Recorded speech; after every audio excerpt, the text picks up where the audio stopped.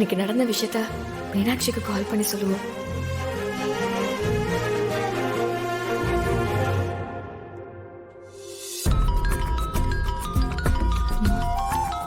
தேனு.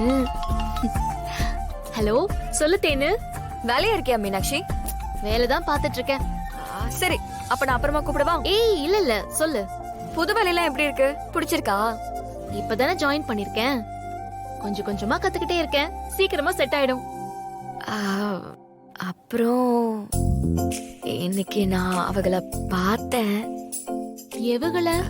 அதாண்டி அவங்கள.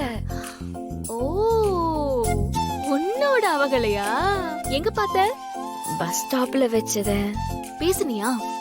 ஆ, பேசுன. அதானே, நீ எப்படி பேசாம இருப்ப? என்னை அவரு டிராப் பண்றதா சொன்னாங்க. ஆனா நான் வேண்டான்னு சொல்லிட்டேன். ஏய், ஏண்டி? கல்யாணத்துக்கு முன்னாடி எப்படி வண்டில எல்லாம் போக முடியும்? நீ இன்னும் பழைய ரூல்டு நோட்டாவே இருக்கியடி தேனு. கூட போய் பேசி அவரை பத்தி இன்னும் நல்லா தெரிஞ்சுக்கலாம்ல. ஆனா அதெல்லாம் அப்புறமா தெரிஞ்சுக்கலாம்ல. ஆனா உன்கிட்ட ஒண்ணு சொல்லணும். நான் ஒண்ணு செஞ்சேன், ஆனா அது சரியா தப்பான்னு எனக்கு தெரியல. என்னடி செஞ்ச? அவரு புடவை கொடுத்தாரு, நானும் வாங்கிட்டு வந்துட்டேன். அதுக்கு என்ன இப்ப? அவர் என்ன உன்கிட்ட காசா கேட்க போறாரு? கட்டிக்கு போற பொண்ணுக்கு புடவை கொடுத்திருக்காரு. அந்த வகையில நீ ரொம்ப லக்கி தான். ஏன்? ஏன்னா கல்யாணத்துக்கு அப்புறம் சண்டை வந்தா புருஷ மல்லிகைப்பூ அல்வாலாம் வாங்கி கொடுத்து சமாதானப்படுத்துவானாமா.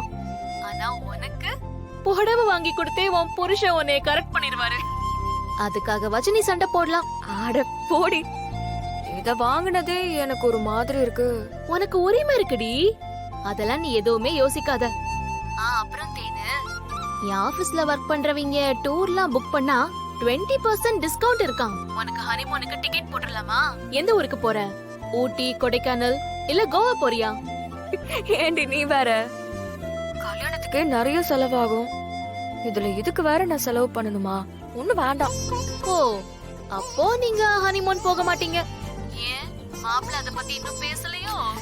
உனக்கு போய் போன் பண்ண பாரு. என்ன சொல்லணும்? நான் வைக்கிறேன்டி.